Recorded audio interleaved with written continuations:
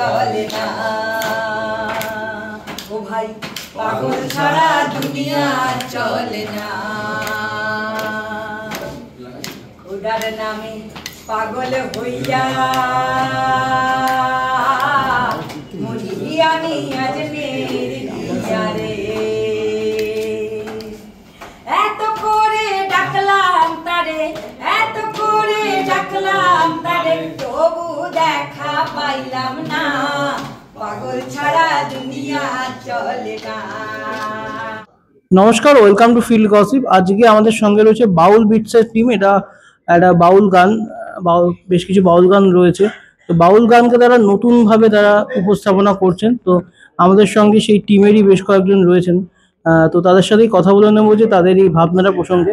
প্রথমে তোমার কাছে যাবো যে বাউল গান মানে আমাদের সকলের খুব কাছের মাটির গান, কিন্তু বাউল গান আমরা সেইভাবে এখন শুনতে পাচ্ছি না। এখন আধুনিকতার মোড়কে এখন এমন গানগুলো পরিবেশন করা হয়, আমরা যে আমাদের মাটির গান বলি বা আমাদের যে সোশ্যাল কালচার সেইগুলো আস্তে আস্তে ভুলে যাচ্ছি। তো বাউল গানকে কোনোভাবে মানে পিছনে রাখা হচ্ছে বা নতুনভাবে পরিবেশন করা হচ্ছে কিছু কিছু জায়গায়। তো তোমরাও সেটা করছো। তো এই ভাবনাটা কবে থেকে হলো এবং পুরো প্রসেসটা যদি একটুখানি বলো। পুরো প্রসেসটা আমি বলবো যে এই যে পরিকল্পনা, এটা পুরোটাই কুন্তল। তুমি প্রথমে বলো যে কিভাবে তোমার মাথায় আসলো এটা। আমি ধরি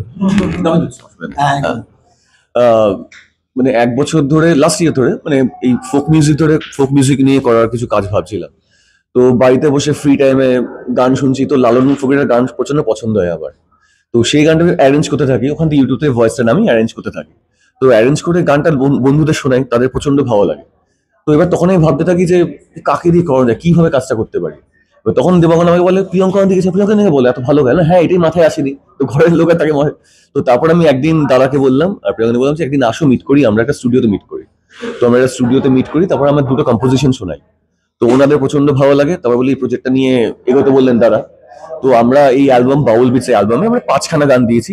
তো এই গানগুলো যদি আপনাদের ভালো লাগে, লোকেদের আশা করি ভালো লাগবে। তো আমরা আরো 8খানা গান নিয়ে আসছি। তো সবাই গানগুলো এই অনলাইন পোর্টালে পেয়ে যাবেন। তো সবাই শুনবেন গানগুলো। আর যদি কোনো রিকোয়েস্ট থাকে আপনাদের কাছে, সেগুলো জানাতে পারবেন আমাদেরকে। তো আমরা সেই গানগুলো নতুন ভাবে নিয়ে আসবো। আর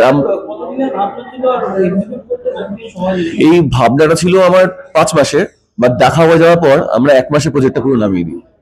তো খুব ভালো ছিল। হ্যাঁ, তো হ্যাঁ, এবার বিষয়টা হলো যে এই যে আমাদের কুন্তল যে ভেবেছে যে প্রিয়ঙ্কনা দিকে দিয়ে এই গানগুলো গাওয়ানো যেতে পারে, তার জন্য আমি কুন্তলকে ধন্যবাদ জানাবো। আর একটা বিষয় হচ্ছে, হ্যাঁ অবশ্যই মাটির গান নিয়ে তো আমি কাজ করছি দীর্ঘ কয়েক বছর ধরে, এবং মানুষ যেভাবে আমাকে মাটির গানের জন্য যেভাবে ভালোবাসা দিয়েছে, যতটুকুনি পরিচয় পেয়েছি, আমি মানুষের কাছ থেকে পরিচিতি পেয়েছি, এবং আমি সেই কারণে আর কি আমি আরো এগিয়ে যাওয়ার অনুপ্রেরণা পেয়েছি। তো আমিও ভাবলাম যে হ্যাঁ, বিষয়টা তো ঠিকই আছে। আমি যখন মাটির গান একতারা সহযোগে গাইছি, মানুষ যদি কিছু অন্যরকম কিছু ডিফারেন্ট যদি মানুষকে শোনানো যেতে পারে, তাহলে আশা করি মানুষের ভালো লাগবে। কারণ মানুষ এখন পুরনো জিনিসকে নতুন মোড়কে কিন্তু দেখতে পছন্দ করছে। যেরকম আমরা ফ্যাশনের ক্ষেত্রেও দেখছি, তাই না? আমাদের পুরনো যে ট্র্যাডিশনাল যে ড্রেস আপ, সেটা আবার কিন্তু ঘুরে ফিরে আসছে। ইন্দো ওয়েস্টার্ন একটা কালচার, সেরকম গানের মূল ভাব বা বিষয়বস্তুকে এক রেখে যদি মিউজিক অ্যারেঞ্জমেন্ট কিছুটা যদি ফিউশন বা চেঞ্জ করা যায়, তুমি যেটা, হ্যাঁ, যেটা ওয়ার্ল্ড মিউজিক চলছে, যেটা এখন বিদেশের সঙ্গে আমাদের দেশীয় সংস্কৃতির যে একটা মেলবন্ধন চলছে, তো সেইটা হলে পরে মন্দ হয় না। তো আমরা কিন্তু সেই দিকে দাঁড়িয়েই কিন্তু আমাদের এই লক্ষ্য বা এটা নিয়ে আমরা আশাবাদী যে সবার ভালো লাগবে। এবং কুন্তল এই মাত্র একটা জেনজি, হ্যাঁ জেনজি জেনারেশনের কথা মাথায় রেখেই কিন্তু আমাদের এই মূলত এই ভাবনা। অনেক পুরনো গান তো শুনে না একদম, তো আমরা পুরনো গানগুলো যদি দিই এখন নতুন ভাবে, তাহলে ওরা শুনতে পারবে, শুনবে। হ্যাঁ, একটা জিনিস এখানে তোমাকে জিজ্ঞাসা করবো যে নতুন কিছু আসলে যেমন অনেক মানুষ এটাকে গ্রহণ করে, আর অনেক মানুষ তার বিরোধিতা করেন। যারা প্রাচীনপন্থী রয়েছে, যেরকম অঞ্জনদার যখন একটা গান এসেছিল পাগলা হওয়া বাদল দিনে, সেখানে উলাল্লা কথাটা যখন অ্যাড করা হয়েছিল, সেদিন অনেকেই বলেছিলেন যে এটা তো নতুন ভাবে প্রেজেন্ট করা হচ্ছে, খুব ভালো লেগেছে। অনেকেই বলেছেন যে রবীন্দ্রসঙ্গীতকে মানে বিকৃত করা হয়েছে। তো এরকম নতুন অনেক গানের ক্ষেত্রে যখন নতুন ভাবে সেটাকে রিক্রিয়েট করা হয়, প্রেজেন্ট করা হয়, অনেকে ভালোও বলেন, অনেকে সেটাকে বিরোধিতাও করেন। তো সেরকম তো থাকেই মানুষ। তো তোমরা সেটাকে কিভাবে দেখো বা তোমার এটা নিয়ে কি মত? আমাদের মনে হয় দেখুন, ভালো খারাপ দুটো জিনিস সবসময় একই সঙ্গে তাল মিলিয়ে চলে, তাই না? এবং যদি প্রশংসা মানুষে যদি করে তাহলে আমাদের যারা আমাদের সমালোচনা করবে সেটাকেও আমরা সানন্দে গ্রহণ করব। তার কারণ আমরা মনে করব যে প্রত্যেক মানুষের কাছে তো আমরা ভালো হিসাবে যেতে পারবো না, তো ভালো মন্দ দুটো নিয়েই সংসার। তো আমরা আশাবাদী হব যে মানুষের ভালো লাগবে। অ্যাকচুয়াল বিষয়টা কি যে আমরা যদি নতুনকে যদি আমরা অ্যাকসেপ্টেন্স না দিই তাহলে কিন্তু আমরা পিছিয়ে পড়বো। কারণ না আমাদের বর্তমান জগতে যেভাবে এগিয়ে চলেছে, সমাজ যেভাবে এগিয়ে চলেছে, যেভাবে টিভির থেকে মানুষের সরে গিয়ে চোখ সরে গিয়ে কিন্তু এখন সোশ্যাল মিডিয়ার মধ্যে আবদ্ধ। মানে আগে যেটা আমরা জানতাম যে একটা গান, যে আমাদের মহিলার ঘোড়াগুলির যে গানগুলি ছিল যে পৃথিবীটা ছোট হতে হতে বোকা বাক্সতে বন্দি, সে এখন কিন্তু আর বোকা বাক্স নয়, এখন কিন্তু মুঠো ফোনেতে বন্দি হয়ে গেছে। তো এরকম ভাবে আপগ্রেডেশন হতেই থাকবে। তো আমরা যদি নিজেদেরকে আপগ্রেডেশন না করি মানে সময়ের সাথে সাথে, তাহলে কিন্তু কোথাও না কোথায় গিয়ে গানগুলো হারিয়ে যাবে। আমাদের মূল উদ্দেশ্য কিন্তু গানগুলোকে বাঁচিয়ে রাখা। আচ্ছা, তোমাকে দাদার কাছে যাবো, তার আগে তুমি তোমার যে গানগুলো রিলিজ করে তার যদি একটা লাইন গাও তাহলে দাদার কাছে যাবো। এখানে মোট 5টা গান আমরা করেছি। তো এই 5টা গান দিয়ে আমাদের আর কি প্রথম ধাপ। তারপরে আমরা আরো কিছু গান করব। তো এই 5টা গানের মধ্যে আমি বলে দিই পরপর কি কি গান রয়েছে। প্রথম রয়েছে পাগল ছাড়া দুনিয়া চলে না, দ্বিতীয় রয়েছে সময় গেলে সাধন হবে না, তৃতীয় রয়েছে সব লোকে কয় লালন কি জাত, চতুর্থ রয়েছে রাত পোহালে পাখি বলে, আর পঞ্চম রয়েছে দিল কি দয়া হয় না। তো এই 5টা গানের টোটাল অ্যালবাম আপনাদের সামনে অলরেডি আমার অডিও প্ল্যাটফর্ম থেকে 2 দিন আগে রিলিজ হয়ে গেছে।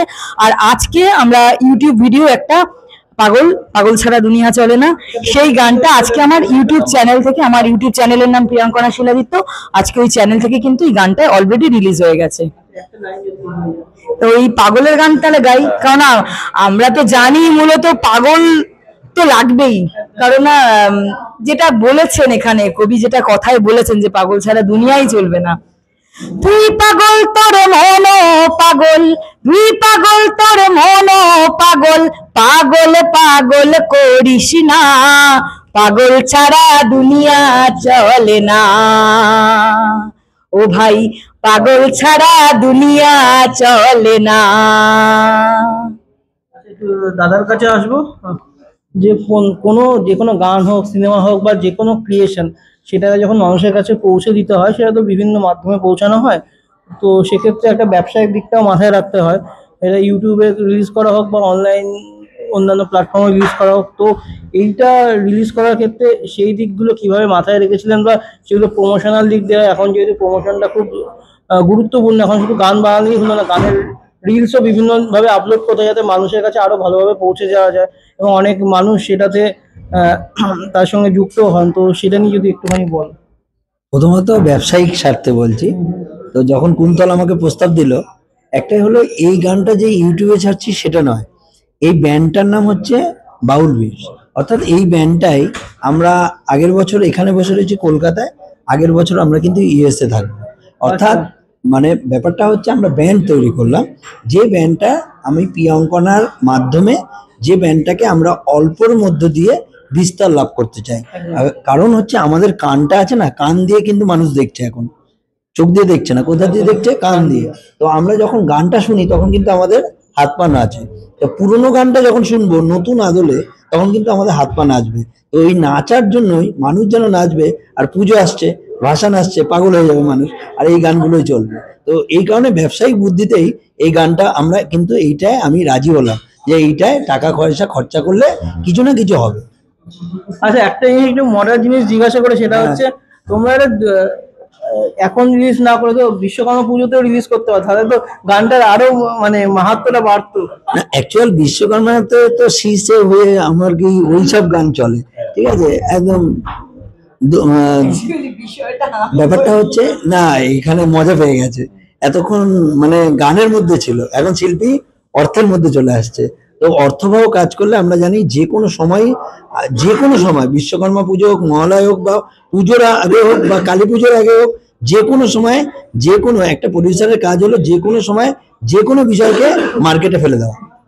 এই যে আপনি এসছেন, আমরা কিন্তু এই আপনি এসছেন আপনাদের মাধ্যমে এটাকে আমরা প্রচারিত করব।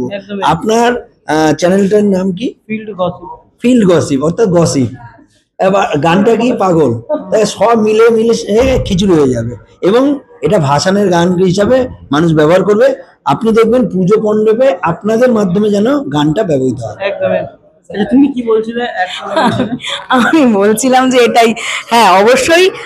তার কারণ ওই বিশ্বকর্মা পুজোর কথা যেটা বললে আর কি, অ্যাকচুয়ালি বিষয়টা ঠিক সেরকম না। বিষয়টা গানের যে ভাবনা, আমি কিন্তু চাই, আমি এবং কুন্তল আমরা প্রত্যেক দুজনেই চেয়েছি যে গানের যে মূল ভাব বা বিষয়, সেটা যেন বর্তমান প্রজন্ম যেন বুঝতে পারে। কি করে বুঝবে? ওদেরকে তুমি একতারা বা দোতারা সহযোগে যদি গান গিয়ে শোনা, ওরা কিন্তু বুঝবে না, ওদের কাছে সেটা পৌঁছাবে না। কারণ এইটা হচ্ছে জেনজি জেনারেশন, এই জেনারেশনের ছেলে মেয়েদের কাছে পৌঁছাতে গেলে ওদের মতন করে আমাকে পৌঁছাতে হবে। তাই জন্যই কিন্তু আমাদের এই অ্যারেঞ্জমেন্ট করা। এটা কিন্তু ওরকম নয় যে আমি মানুষকে ওই টেলদি হয়ে নাচ করবে সেই কারণে আমি গসিপ করেই বলছি আর কি, ওই উদ্দেশ্য নিয়ে কিন্তু নয়। এটার একটা ভালো উদ্দেশ্য একটা রয়েছে আমাদের।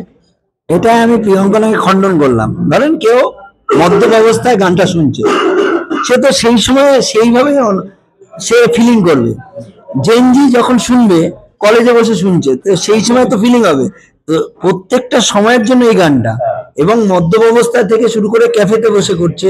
আজকে যে যুগে আছি আমরা, সেই যুগে পুরাতনকে নতুন ভাবে আমরা ব্যবহার করব। এবং আমার ভাই পয়সা গেছে, তা আমাকে পয়সা তুলতে হবে। আচ্ছা, এবার তোমাকে আরেকটা জিনিস জিজ্ঞাসা করবো। তোমরা তো এই কাজটা করলে, এরপর আর কিছু বড় কিছু পরিকল্পনা রয়েছে কি, নাকি কি বলবে?